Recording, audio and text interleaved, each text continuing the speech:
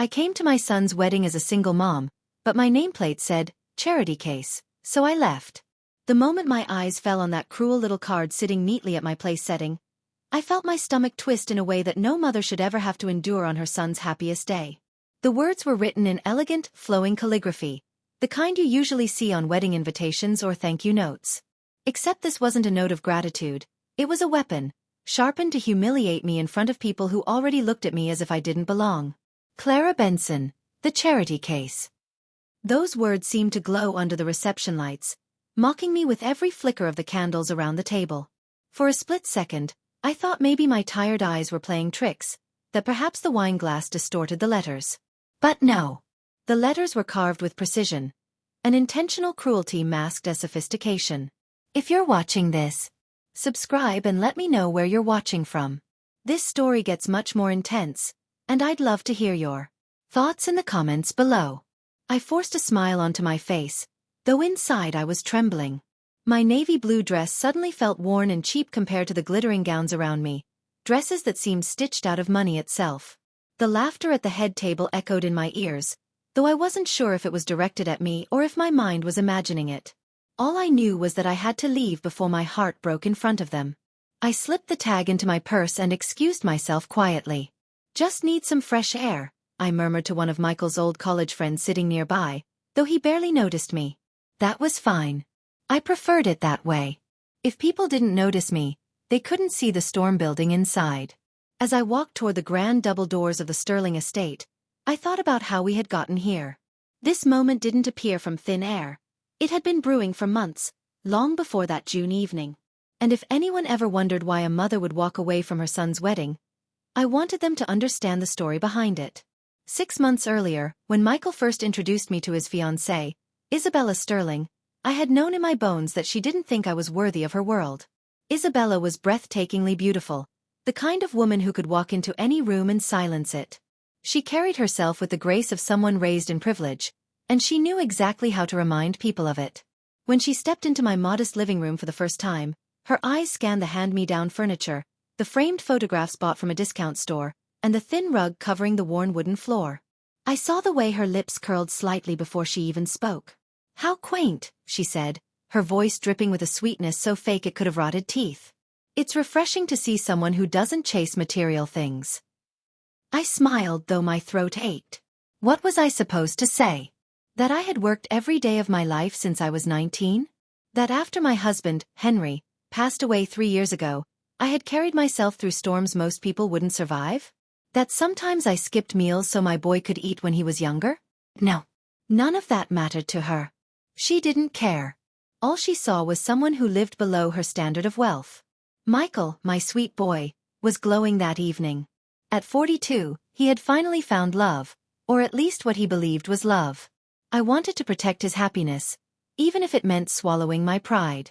Love, I had learned in my 68 years, can blind even the wisest souls. The first real taste of Isabella's world came at their engagement party. It was held at the Sterling family's vast estate in Greenwich, Connecticut, a place that looked more like a palace than a home. Chandeliers hung like frozen waterfalls from painted ceilings, and every corner whispered of old money and influence. Guests floated about, their conversations filled with yacht clubs, exclusive foundations, and charity galas I would never be invited to.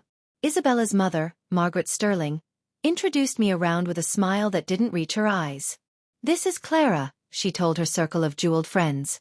"She's from Ohio." The way she said Ohio made it sound like a small, forgotten village on the edge of the world.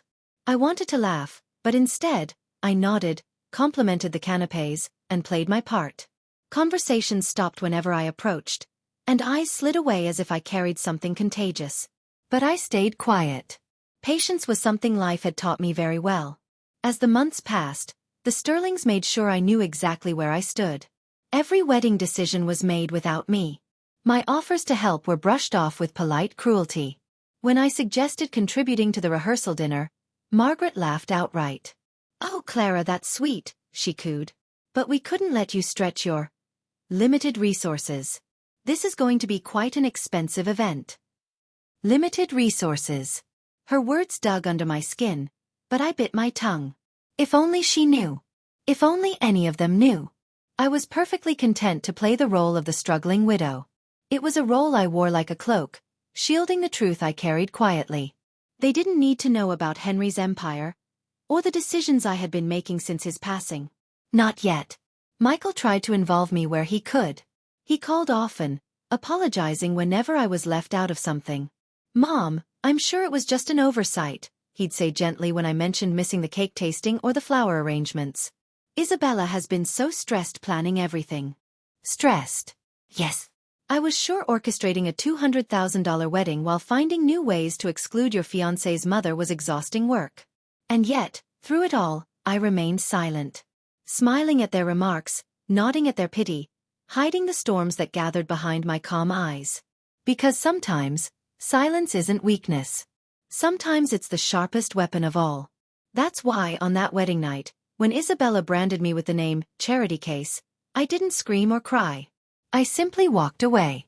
I walked to make a single phone call. A call that would make the Sterling family finally learn what real charity looked like. The night I saw that nameplate, I didn't cry in front of anyone. My tears didn't deserve to be witnessed by people who had only gathered to laugh at me. Instead, I carried them like stones in my chest and walked out with my head held higher than it had been in months. That's the thing about humiliation. It only breaks you if you allow it to. As I slipped into the quiet hallway of the Sterling estate, the sound of music and laughter from the reception grew faint.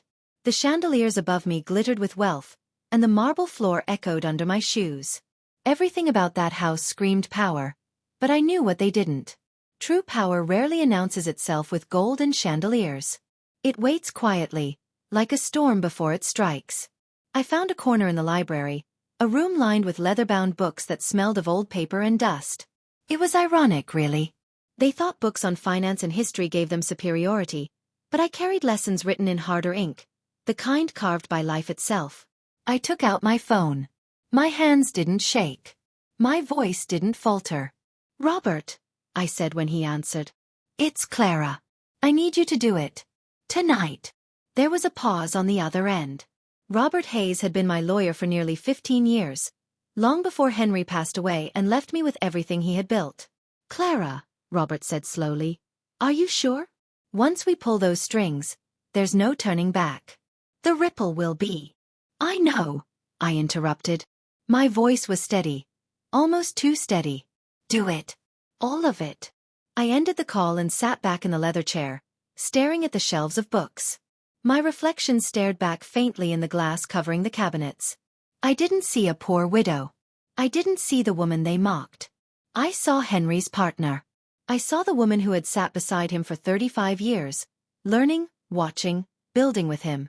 They had no idea who they were dealing with. But before that moment in the library, before the nameplate, before the cruel laughter, there had been 6 long months of swallowing insults and biting my tongue. That night was simply the breaking point. I thought back to the bridal shower, one of the most painful afternoons of my life. I hadn't even been invited at first. Michael had begged Isabella to let me attend. She finally sent me a last-minute message, the kind you send when you want someone to know they're not welcome but can't say it outright. I walked into the country club with a modest gift in my hands, a crystal vase I had picked out from Macy's. Nothing flashy, just something simple and timeless. I could feel the eyes on me the moment I stepped inside. Everyone was dressed in designer clothes, their hair styled to perfection. Their gifts sat piled on a long table like trophies: Hermes scarves, Tiffany jewelry, silk lingerie with price tags higher than my month's groceries. When Isabella unwrapped my vase, she held it up between 2 fingers, her smile tight, her voice pitched just loud enough for everyone to hear. "How practical," she announced. "Every bride needs something from the discount store." The laughter that followed sliced through me like glass. It wasn't joyful laughter, it was cruel mocking, the sound of people entertaining themselves at another's expense. I remember sitting there, sipping my champagne, smiling politely as if their ridicule didn't burn. I looked at each of their faces, memorizing the way their mouths curved, the way their eyes gleamed with superiority. I didn't react because I knew something they didn't. Knowledge is more valuable than pride. And I was collecting every piece of it like currency. Michael, bless him, tried so hard to make me feel included. He'd call after each event I wasn't invited to, his voice apologetic. "Mom, I swear it was an oversight. Isabella has so much on her plate. I'd hum softly, pretending to believe him. But I knew better. Oversight isn't leaving someone out once. Oversight isn't forgetting to invite the mother of the groom to choose the flowers or taste the cake. Oversight is an accident. This was deliberate. Every choice Isabella and her mother made carved me further out of Michael's wedding, until I was nothing but a shadow hovering around the edges. And yet, I stayed quiet.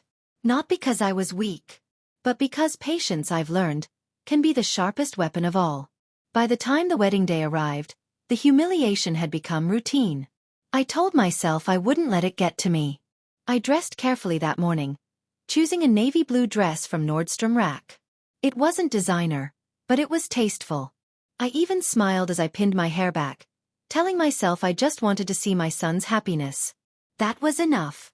For a moment, during the ceremony, I almost believed it.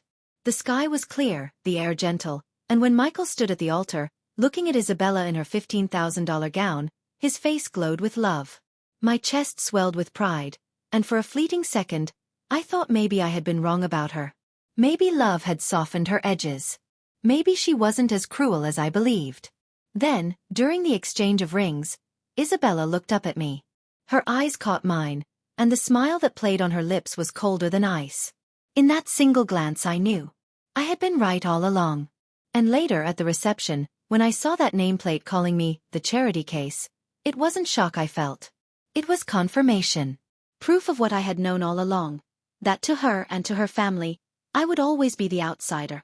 But what they didn't know, what none of them suspected, was that the woman they thought was powerless, the woman they believed was beneath them, had been preparing for this moment for years. That night, with a single phone call, I began to pull the thread that would unravel the entire Sterling empire. That night after the call, I didn't return to the reception. I didn't need to. I had already done what I came to do. While music floated out from the garden and glasses clinked with laughter, I walked down the driveway alone. The night air felt sharp on my face, but I welcomed it. For months, I had been swallowing their cruelty in silence. Now, silence belonged to me. When I reached home later, I slipped off my shoes and sat on my small balcony. The city lights flickered in the distance, and the hum of traffic filled the air. In front of me sat a cup of black coffee. My body was tired, but my mind was wide awake. I didn't need sleep. I needed patience. Because by morning, the ripple would begin. And right on time, at 8 o'clock the next day, the first whisper of panic reached the Sterlings. My phone buzzed. I picked it up slowly, almost knowing who it would be. Mom. Michael's voice came through, shaky. Did you hear what happened? I took a sip of coffee, letting the warmth spread across my chest before answering. Good morning, sweetheart. What happened? He sighed hard, his voice filled with confusion. Isabella called me in tears. Her dad got a call from lawyers this morning. Something about investments, defaults, I don't even understand. She says it's serious. Do you know anything about this? I let the silence stretch before replying. Why would I know anything about their finances, Michael? I'm just the charity case, remember? Mom, he said softly, his tone pleading, please don't joke right now. Isabella is terrified. She says her family could lose everything. That doesn't make sense, right? They're rich. I looked out at the oak tree near my balcony where a bright red cardinal hopped between branches. Are they really rich, Michael? Or do they just live like they are? He paused. I could almost hear him frowning. What do you mean? It means, sweetheart, I said gently, sometimes wealth is only an illusion. Sometimes people spend so much trying to look rich that they forget to actually be rich. There was another long silence. Then Michael whispered, Mom, what did you do? I smiled faintly, the nameplate still tucked in my purse like a trophy. I made a phone call. By noon, the updates began pouring in. Robert called every hour, his voice calm but carrying the weight of chaos. Clara, he said during his third call, Meridian Financial is already reviewing Richard Sterling's position. The board suspects conflict of interest. His job may not survive this week. I said nothing, only hummed in acknowledgement. And the estate, Robert continued, foreclosure proceedings will begin Tuesday unless they pay $2.3 million by tomorrow evening. Considering their current situation, that seems impossible. I looked at the framed photo of Henry on my counter. His smile was steady, his eyes full of quiet wisdom. I whispered, "You'd be proud of me, Henry. I learned well." The truth was, I had been preparing for this moment for years. While they mocked me at dinners and pitted me at parties, I had been quietly studying. Henry had built a financial empire, and when he passed, everyone thought I would sell it off, buy a small condo in Florida, and disappear into widowhood. That's what women like me were expected to do. But I didn't. Instead, I sat at his old desk, opened his files, and taught myself to read reports like mystery novels. Balance sheets, investments, hidden debts. I learned to see through them all. I discovered that most old money wasn't really money at all. It was reputation, carefully dressed debt, and glittering lies. The Sterlings were no exception. Their empire stood on borrowed ground. Loans, credit lines, investments stretched to their limit. Pull the wrong brick, and the whole tower would tumble. And I knew exactly which bricks to pull. That Sunday, I didn't go to church. Instead, my small apartment became mission control. Papers spread across my kitchen table, phones ringing, Robert updating me about every collapse as it unfolded. By mid-afternoon, Michael called again. His voice was panicked this time. "Mom, I don't understand. Isabella's parents are talking about selling the house. Her father might lose his job. They're canceling memberships, firing staff. What's going on?" I took a slow breath. This is what happens, Michael, when someone mistakes kindness for weakness. This is what happens when people forget that the quietest voices can be the loudest when they choose to speak. He swallowed hard. "This is about the nameplate, isn't it?" "Mom, I saw it too." I confronted Isabella. She said it was just a joke. "A bad one." "A joke," I repeated, letting the word roll slowly off my tongue, sharp and bitter. "Yes, I imagine she thought it was funny." "Mom, please," Michael begged. "If you did something, undo it. Please. Isabella's family will never recover from this." I stood up, pacing toward the kitchen where Henry's picture waited. I touched the frame softly. "You're right, Michael. They may never recover. But tell me, what about me? What about the shame of standing at my own son's wedding and being branded a charity case? What about the years of small humiliations I swallowed so you could be happy?" Michael didn't answer. I could hear his breathing, fast and shallow. Finally, he whispered, "So this is revenge?" "No," I said firmly, my voice calm, almost cold. "This isn't revenge. This is truth. I didn't destroy anything. I simply revealed what was already there. A house built on borrowed money, on borrowed time. All I did was stop pretending it was real." His voice broke. "So what happens now?" I looked at my reflection in the kitchen window. For the first time in years, I didn't see the widow, or the outsider, or the charity case. I saw the woman I had always been, the equal of the man who built an empire, the woman who now carried it forward. "Now," I said softly, "we see if your wife is ready to learn what real charity means." Monday morning came, and I woke earlier than usual. The sun had barely risen, painting the sky with streaks of soft orange. I sat on my balcony with a steaming cup of coffee, listening to the city's heartbeat. Distant car horns, footsteps of people rushing to work, the rustle of leaves in the breeze. I didn't feel triumphant. I didn't feel angry either. What I felt was a strange calm, like a storm had passed inside me. For months, I had been swallowing bitterness in silence. Now that silence was speaking for me, and the world was finally listening. At exactly 8:17 a.m., my phone buzzed. I knew before answering that it would be Michael. His voice carried panic, but also something else. Fear. "Mom," he said quickly. "Vanessa's, sorry, Isabella's, falling apart. She's been crying all morning. Her father got calls from banks, lawyers, even his own company. They're saying loans are being recalled, investments pulled, everything. She says they might lose everything." I took a sip of my coffee, keeping my voice even. "That sounds difficult." "Difficult?" he repeated, his tone breaking. "It's a nightmare. Mom, they don't understand how this could happen overnight. Do you know something about this?" "How would I know anything?" I said softly. "I'm just the charity case, remember?" There was silence, the kind that stretches like glass about to shatter. "Mom," he whispered, "please. This isn't funny anymore. I let out a quiet sigh. Michael, sometimes when people live off illusions for too long, reality catches up. Maybe this is their reality now. He didn't argue. He didn't even reply. And in that silence, I knew he suspected the truth. By noon, the call I had been waiting for finally came. This time, it wasn't Michael. It was her. Clara. Isabella's voice was unrecognizable.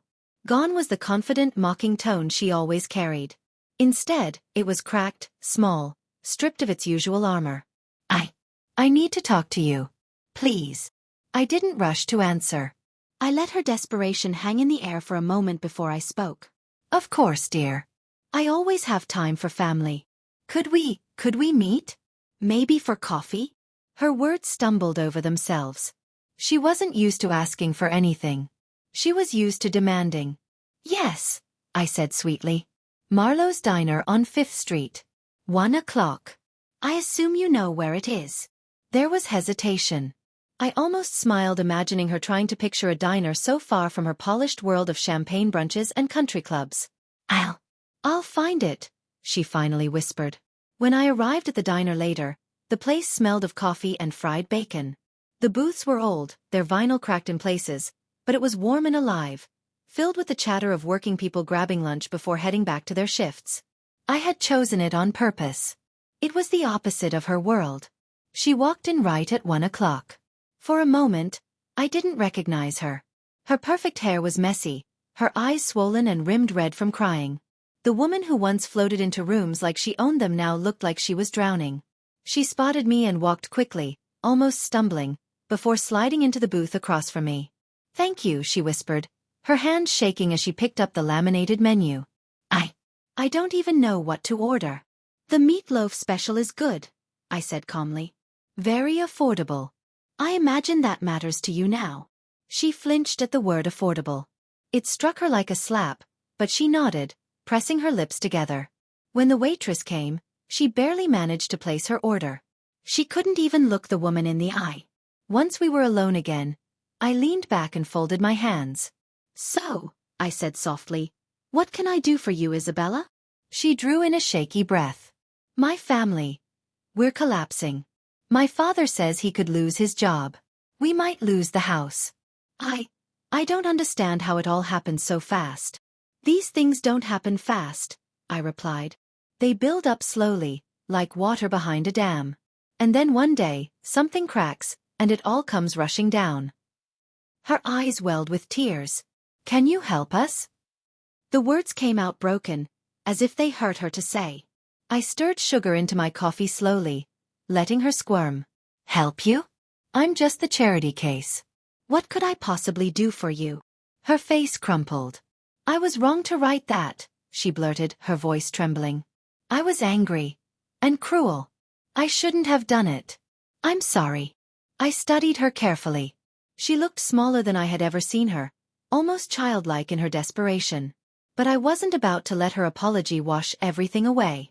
Not yet. What exactly are you asking me to do, Isabella? She swallowed hard. Michael said you made some kind of phone call. That maybe you had connections. If you can help us, I'll do anything. Anything. Such a careless word to toss around. I leaned forward slightly, my eyes narrowing. Be very careful with that word, dear. Because I intend to hold you to it. She blinked, her lips parting in shock. What do you mean? I reached into my purse and pulled out a folded piece of paper. I slid it across the table toward her. I've written down a few conditions. If you want me to help your family, you'll meet them. Every single one. Her hands trembled as she picked it up. She scanned the first line, her brows knitting in confusion. You want me to work as a cleaning lady? Not just any cleaning lady, I corrected, sipping my coffee. You'll work for Sunshine Cleaning Service. The same company I worked for after Henry died. You'll scrub floors, toilets, whatever they give you. For 6 months. Her jaw dropped. But I've never cleaned anything in my life. We've always had staff. Then you'll learn, I said firmly. Education is important, don't you think? Her eyes dropped back to the paper. The next line drained the color from her face. Volunteer at a homeless shelter. Every Saturday for a year? The very shelter your mother's charity pretends to support but never visits, I explained. This way, you'll meet the people you've been helping from a safe distance. You'll see their faces. Hear their stories. She looked horrified, like she was staring at a punishment worse than losing her fortune. And, I continued, you'll move into my building. A studio apartment. You'll live there until you can afford something better. On your cleaning salary. Her hand flew to her mouth, tears spilling down her cheeks. This is insane. No, Isabella, I said, my voice steady. This is charity. Real charity. The kind that changes people. The kind you've never experienced. The food arrived just then, meatloaf steaming on her plate. She didn't touch it. She sat frozen, staring at the list in her trembling hands. Finally, her voice came out as a whisper. And if I do this, you'll help my family? I looked her directly in the eye. I'll make the calls. I'll see what I can do. But only if you agree to every single condition. You have 24 hours to decide. She nodded slowly, tears sliding down her cheeks. For the first time, she wasn't Isabella Sterling, the polished socialite. She was simply a woman stripped of her illusions, staring at the first real choice of her life. The next evening, just as the sun was setting, there was a knock on my apartment door. It was steady but hesitant, the kind of knock that carried more weight than sound. I set down the cup of tea I had been sipping and walked toward it. When I opened the door, I almost didn't recognize the man standing there. Richard Sterling, usually groomed to perfection with tailored suits and polished shoes, now looked like a shadow of himself. His shirt was wrinkled, his tie loosened, and his eyes carried the exhaustion of a man who hadn't slept in days. Mrs. Benson, he said quietly. His voice was raw, stripped of its usual authority. I hope you don't mind me coming by unannounced. I got your address from Michael.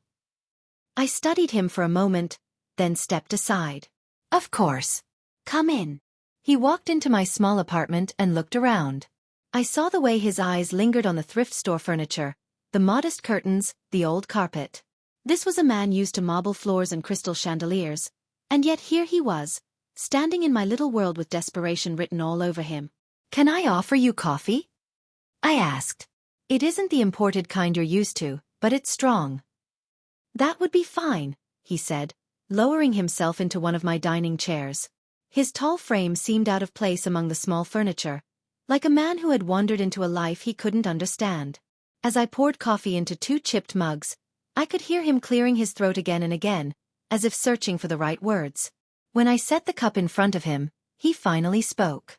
I know what you did. I raised an eyebrow, sitting across from him. Do you? Yes. His hands tightened around the mug. The investments pulled, the loans recalled, the pressure on Meridian. It all connects. I spent all night tracing it, looking through shell companies and trusts. It all leads back to one source, the Benson Foundation. Your husband's foundation. Henry Benson. I stayed quiet, letting him continue. His voice dropped lower, almost a whisper. Henry was your husband. Which means, you're not just a widow living on scraps. You inherited everything. You control it. He looked up at me, and for the first time, there was no arrogance in his eyes. Only fear. You own us. I sipped my coffee slowly. That's quite a conclusion, Richard. Took you long enough. His face went pale. So it's true. Yes, I said simply, setting my cup down with care. When Henry passed, he left everything to me. Investments, corporations, shares in Meridian, Sterling Holdings, all of it. I hold the power your family pretends to have. The cup slipped slightly in his hands, coffee spilling onto the table. He didn't even notice. His world was collapsing too fast for small messes to matter. You've been playing us, he whispered. I leaned forward, my eyes fixed on his. No. Richard. I wasn't playing. I was watching. Learning. Testing. Every insult, every slight, every time your wife introduced me as an embarrassment, every time your daughter mocked me, I was taking notes. And do you know what I discovered? He shook his head, his lips pressed tightly together. That none of you ever asked who I really was. You saw what you wanted to see. A poor widow. A woman scraping by. Someone beneath you. And you never looked deeper. Richard's shoulders slumped. For the first time, the mask of power was gone. He wasn't the wealthy businessman anymore. He was just a man stripped bare by truth. "What do you want from us?" he asked softly. For the first time in the conversation, I smiled. Not cruelly. Not sweetly. Just with a quiet certainty. "I want you to understand what charity really means. Not the kind you showcase at galas. Not the kind that comes with cameras and applause. Real charity. The kind that helps those who can't help themselves. The kind you've never given a thought to."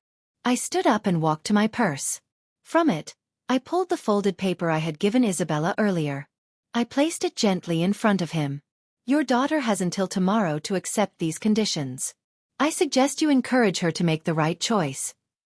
He stared at the paper, his lips moving as he read each line. His hands trembled as he whispered, "You want her to work as a cleaning lady? To scrub floors?" "Yes." "And to live here? In this building?" "Yes." His eyes lifted, wide and searching. "Why? Why are you doing this to her?" I met his gaze without flinching. "Because she needs to learn what it means to be human. To understand the value of work, of humility, of respect. She needs to learn what it feels like to be the charity case she thought I was." Richard leaned back in his chair, his face pale. He looked like a man who had aged 10 years in a single night. For a moment, I almost pitied him. Almost. "Tell her she has 24 hours, I repeated softly. "After that, the choice is no longer hers." When he left my apartment, he didn't say goodbye. He simply walked out like a man carrying the weight of his entire world on his shoulders. And perhaps he was. As the door closed behind him, I sat back down at my table. The coffee had gone cold, but I didn't mind. I wasn't finished yet. The real test hadn't even begun. The following afternoon, just as the clock on my wall struck 3, there was another knock at my door. This time, I already knew who it would be. I had been expecting them. When I opened it, Michael stood there, his arm protectively around Isabella. He looked tired, confused, his usual warmth clouded by worry. Isabella, on the other hand, looked like she had been crying for hours. Her eyes were swollen, her cheeks blotchy, her posture smaller than I had ever seen before. "Mom," Michael said softly, his voice carrying the weight of a son caught between his wife and his mother. "Can we come in?" I stepped aside without a word. They walked into my apartment, and once again, I saw Isabella's eyes darting around the room. But this time, she didn't sneer or smirk at my modest furniture. She simply sat on the couch, folding her hands in her lap like a schoolgirl waiting for judgment. Michael stayed standing, pacing a little before finally blurting out, "Mom, Isabella, told me about your conditions. This is crazy. You can't honestly expect her to work as a cleaning lady. You can't expect her to live in this building. That's not fair." I stayed calm, folding my hands on the table. "Why not? Cleaning houses is honest work. I did it myself for 2 years after Henry died, before I fully understood what he had left me. Work doesn't destroy character, Michael. It builds it." Michael's eyes widened. "You really cleaned houses?" "Yes," I said simply. "Every single day. I scrubbed toilets, mopped floors, dusted shelves for people who looked right through me as if I didn't exist. And do you know what I learned?" Michael shook his head slowly.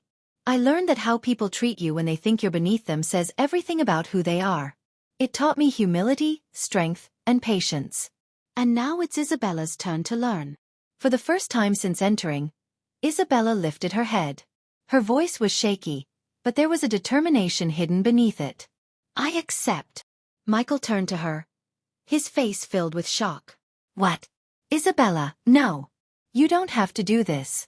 We'll find another way. We'll figure something out." She shook her head, tears slipping down her cheeks. "No. Michael. Your mother is right. I've been terrible to her. I treated her like she was nothing. And now I see how wrong I was. If this is what it takes to make things right, then I'll do it. I'll work. I'll clean. I'll volunteer. I'll move into this building. I'll do it all." Michael stared at her, speechless, his chest rising and falling with heavy breaths. Finally, he looked at me. Mom, please. Isn't this too much? She made a mistake, yes. But destroying her life over it. I stood and walked to the small counter where Henry's picture still sat.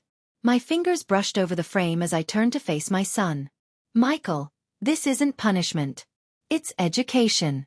Don't you see? 4 years, Isabella has lived in a world where money solved everything. Where appearances mattered more than hearts. Where charity was a word on a gala invitation, not something lived. If she wants me to help her family, she must first learn the meaning of humility and service. Isabella looked down at her hands again, whispering through fresh tears. She's right, Michael. I've been hiding behind my parents' wealth my whole life. When it was gone, I realized. I don't know how to do anything useful. I don't know how to survive on my own. I thought money made me better than others, but without it, I'm nothing. Her voice broke, and she covered her face with her hands. I'm sorry. For everything I said. For the way I treated you. For the nameplate. All of it. I studied her carefully. For the first time, I didn't see arrogance in her. I didn't see pride.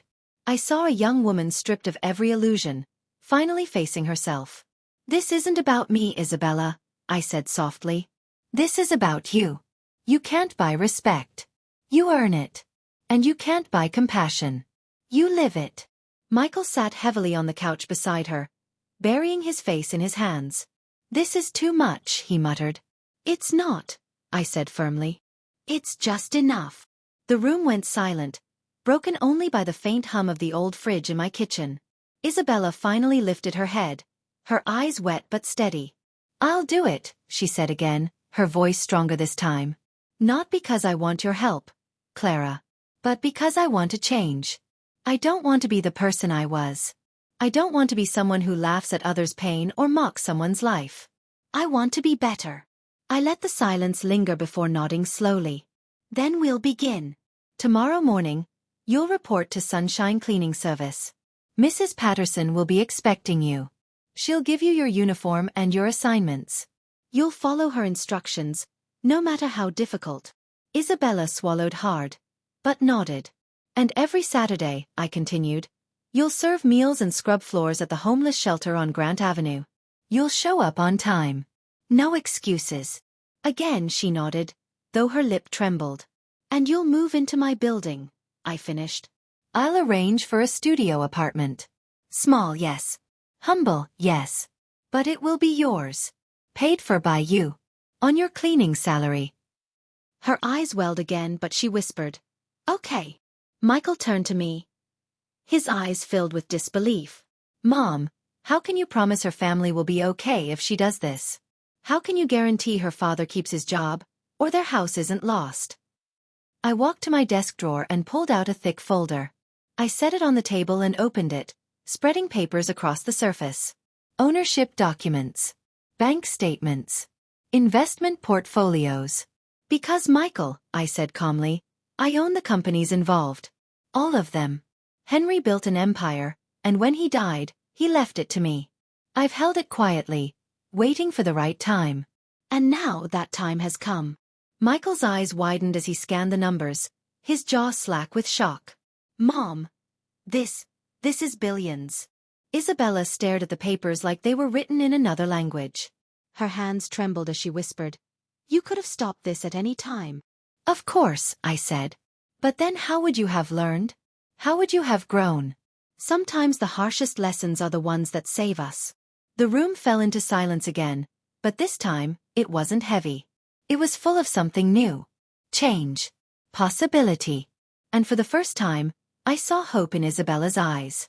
The next morning, the city was still waking up when Isabella stood outside a small brick building with a faded sign that read Sunshine Cleaning Service. The paint was chipped, the windows streaked with dust, and the smell of bleach drifted faintly through the air. She was dressed in jeans and a plain blouse, her hair pulled back in a messy ponytail. No pearls, no silk scarf, no glossy handbag. Just herself, nervous, pale, clutching the strap of her old purse like it was the last piece of her old life. She glanced at me once, her eyes pleading, but I only gave a small nod. Go on, I said. This is your first step. Inside, Mrs. Patterson waited. A stout woman in her 60s with rough hands and kind but sharp eyes. She had been my boss years ago when I first worked for her. She looked Isabella up and down, her mouth curving in a half-smile. "So you're the new girl," she said, her voice brisk. "Clara told me you'd be coming. You don't look like you've ever held a mop before." I haven't," Isabella admitted, her cheeks burning. "Well," Mrs. Patterson said, handing her a folded blue uniform, "you'll learn. Bathrooms down the hall. Get changed. We start in 10 minutes." Isabella took the uniform with trembling hands. The fabric was stiff, smelling faintly of detergent. It was nothing like the designer clothes she used to wear, yet it seemed heavier, as if it carried the weight of something far greater, humility. When she emerged, the uniform hung awkwardly on her frame, the sleeves a little too long, the collar stiff. She looked down at herself, her lips trembling, but Mrs. Patterson only nodded. "Better. Now let's go." Their first assignment was a small office downtown. Isabella carried a bucket of supplies while Mrs. Patterson showed her how to use each one. "This is a mop. This is disinfectant. You scrub until the water runs clear. And don't just wipe surfaces. Clean them." Isabella nodded, kneeling awkwardly on the bathroom floor. Her manicured hands, now chipped and raw, wrapped around the sponge. She dipped it into the soapy water and pressed it to the tiles. At first, she moved gingerly, as though the sponge might bite her. But soon the reality set in. Her blouse clung to her back with sweat. Her knees ached from pressing into the hard floor. The smell of bleach stung her nose. And then in that silence, it hit her. She had never done this before. Not once in her entire life. Every mess she had ever made had been cleaned by someone else. Every dish, every floor, every stain. Someone else had handled it. She had lived without ever touching the weight of her own life. Her eyes burned with tears. She wanted to quit, to run out the door and never come back. But then she remembered her father's face when he told her about the loans, her mother's trembling hands as she realized the estate might be gone, Michael's voice cracking with fear. And she thought of me, watching her with steady eyes, waiting to see if she was capable of more than cruelty. So she kept scrubbing. Hours passed. Her arms ached, her back screamed, her fingers stung. Mrs. Patterson watched quietly, offering corrections here and there. "You missed a corner. Put some muscle into it. Don't just wipe clean." When the office manager walked in to check the work, Isabella froze. The woman barely looked at her, just nodded to Mrs. Patterson. "Looks good," she said, tossing a casual glance at Isabella before leaving. For Isabella, that look, casual, dismissive, as though she were invisible, cut deeper than laughter at a wedding. She finally understood how I must have felt all those times their eyes slid past me like I wasn't worth the space I occupied. At the end of the day, Isabella peeled off her gloves, her hands raw and red. She looked at Mrs. Patterson with exhaustion in her eyes. "Does it ever get easier?" she whispered.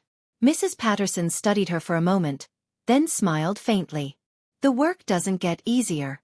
You do." That night, Isabella moved into the small studio apartment I had arranged for her. The place was clean but bare. A single bed, a small kitchen, one window that overlooked the street below. She sat on the edge of the bed, her uniform folded neatly beside her, and for the first time in her life, she realized she was alone. No staff, no comfort, no family to shield her. She cried quietly, her sobs muffled into the thin pillow. But underneath the tears, something stirred. A flicker of strength she had never felt before. The following Saturday, Isabella walked into the homeless shelter on Grant Avenue. The smell of soup and bread filled the air, and the sound of children's laughter echoed in the hall. She was given an apron and shown to the serving line. "Here," a volunteer told her, handing her a ladle. "You scoop, you smile, you keep the line moving." At first, Isabella was stiff, her smile forced, her movements clumsy. But then a little girl tugged at her apron. The girl's hair was messy, her clothes too small, but her eyes shone with curiosity. "Are you new?" the girl asked. Isabella knelt slightly, forcing a smile. "Yes. My first day." The girl grinned, showing a missing tooth. "Don't worry. You'll get good at it." Something inside Isabella broke then. Not from shame, but from humility. A child who had nothing was giving her comfort. The reversal was almost too much to bear. That evening, when she returned to her tiny apartment, Her body aching from scrubbing floors and serving meals, she sat at the table and stared at her hands. They were no longer soft and delicate. They were beginning to look like mine had after years of work. Rough, strong, capable. She whispered into the quiet room, "I can do this." For the first time she believed it. Weeks passed, and each day pulled Isabella further away from the life she had once known. Gone were the quiet mornings spent sipping lattes in country clubs, flipping through glossy magazines, or scrolling through online boutiques. Now her mornings began with the sharp buzz of an alarm clock at 5:30, the stiff blue uniform waiting for her on the chair, and the ache in her body reminding her that honest work had no mercy. At first, every shift at Sunshine Cleaning Service felt like punishment.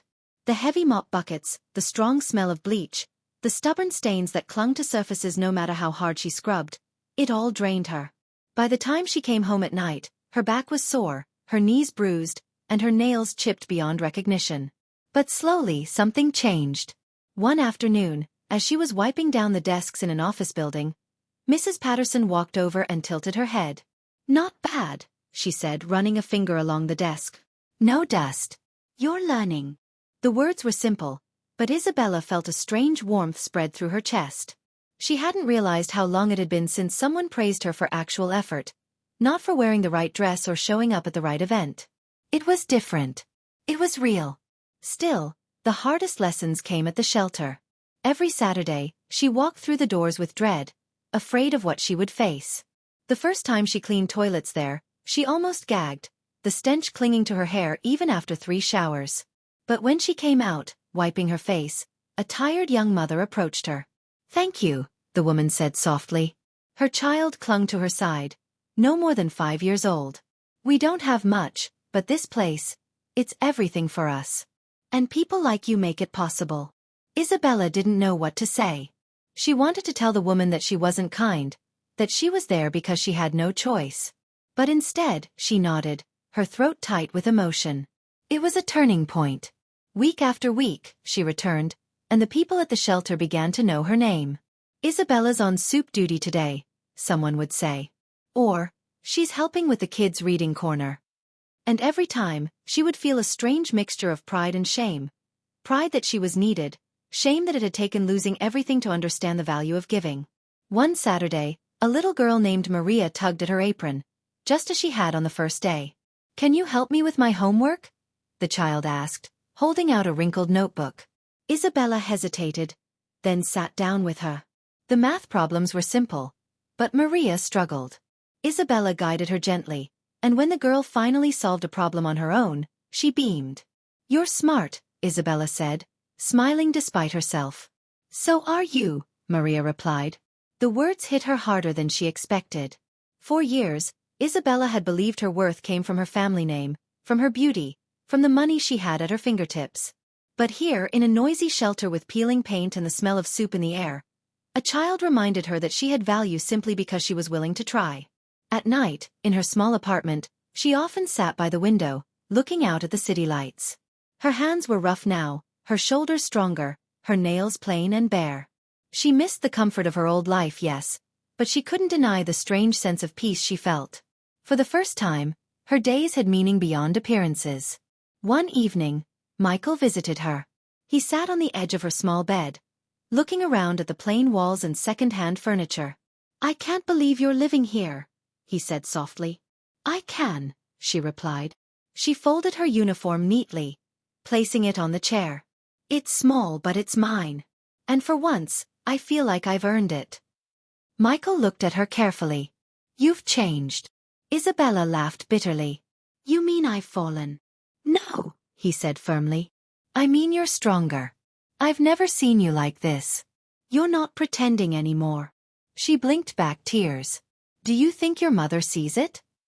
Michael nodded slowly. "She sees everything. The truth was I did." I watched Isabella from a distance, careful not to interfere. Each week, Mrs. Patterson called me with updates.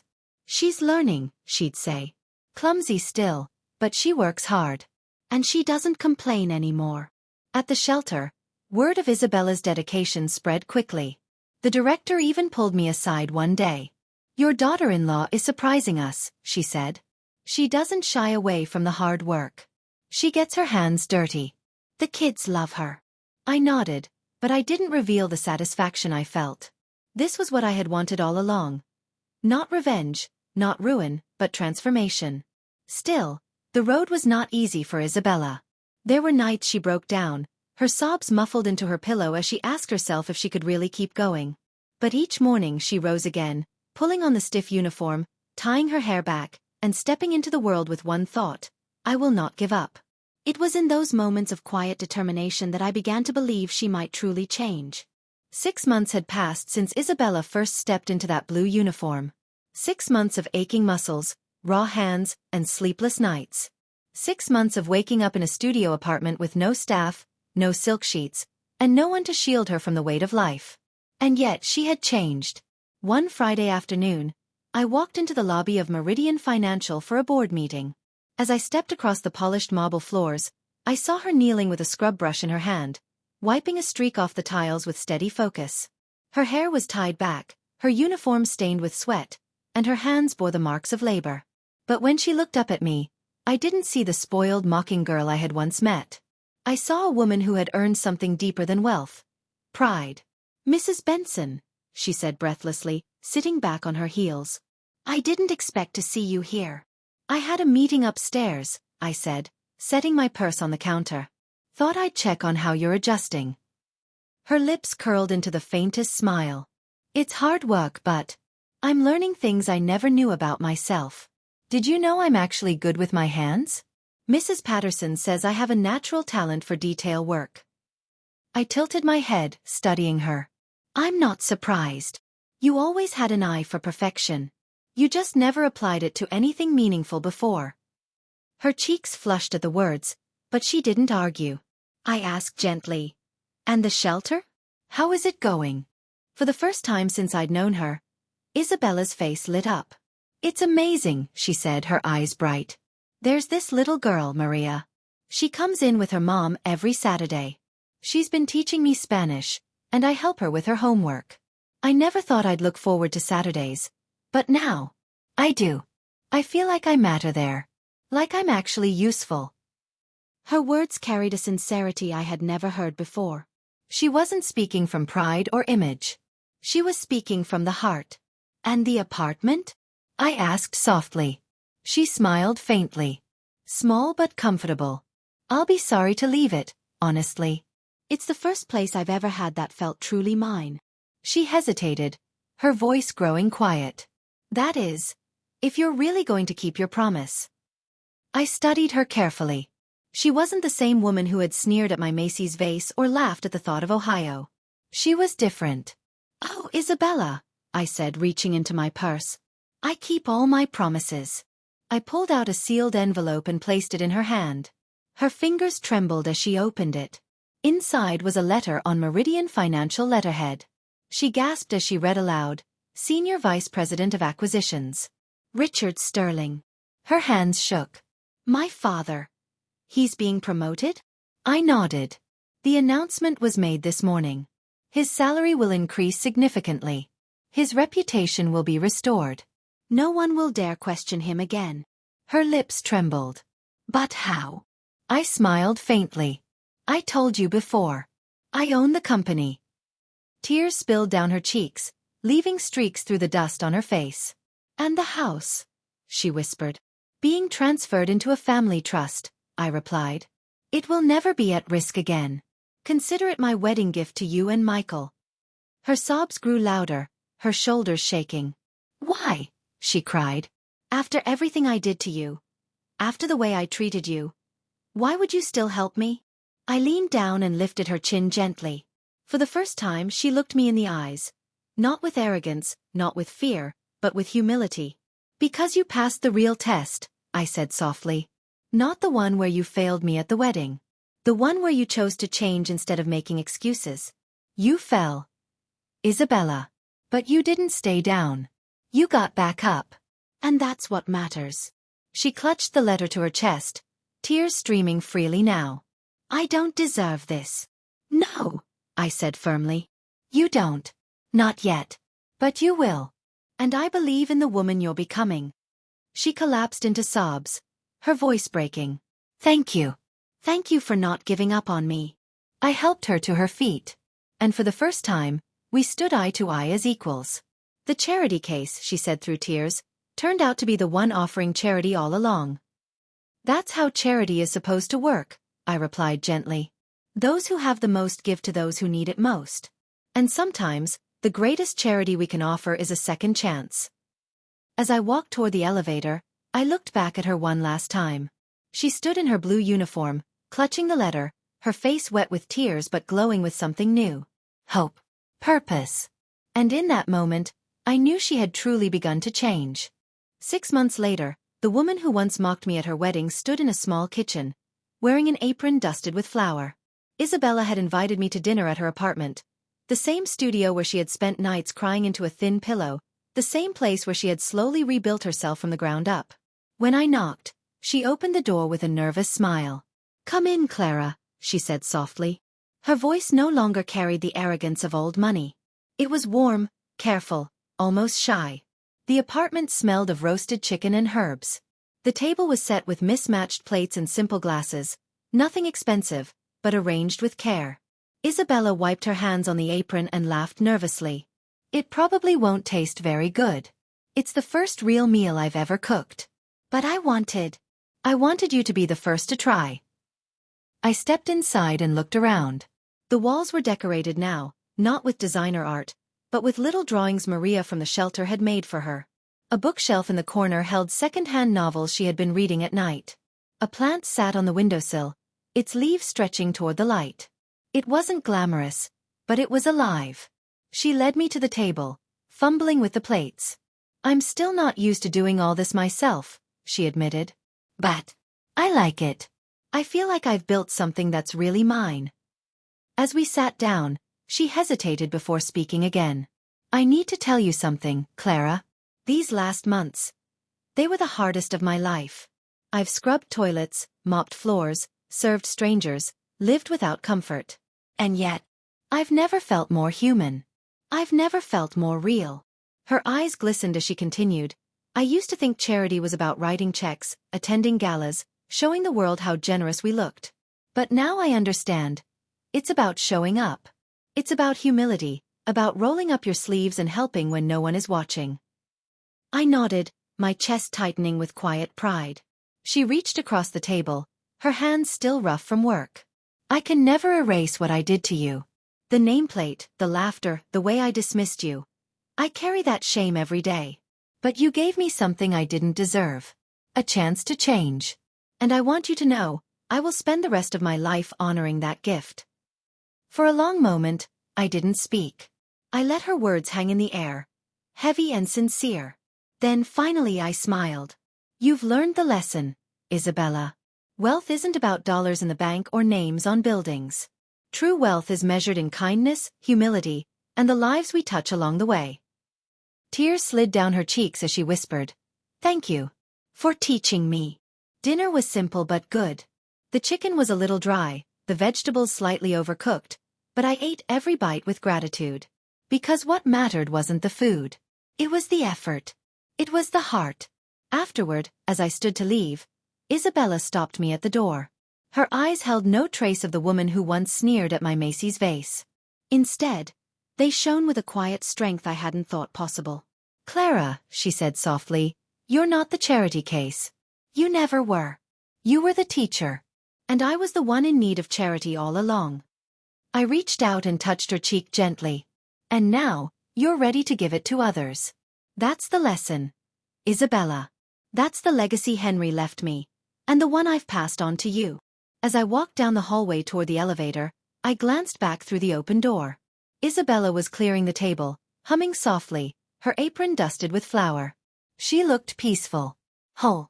And for the first time, I felt something I hadn't expected to feel toward her.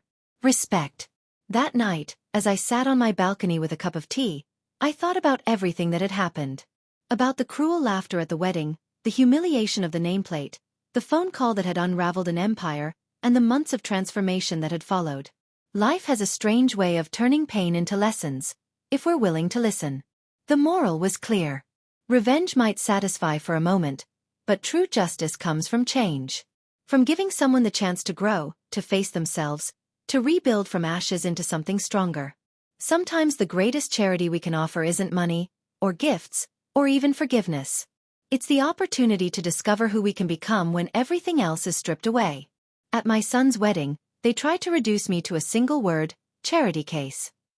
But in the end, charity wasn't their joke. It was my power. And it turned out to be the very thing that saved them.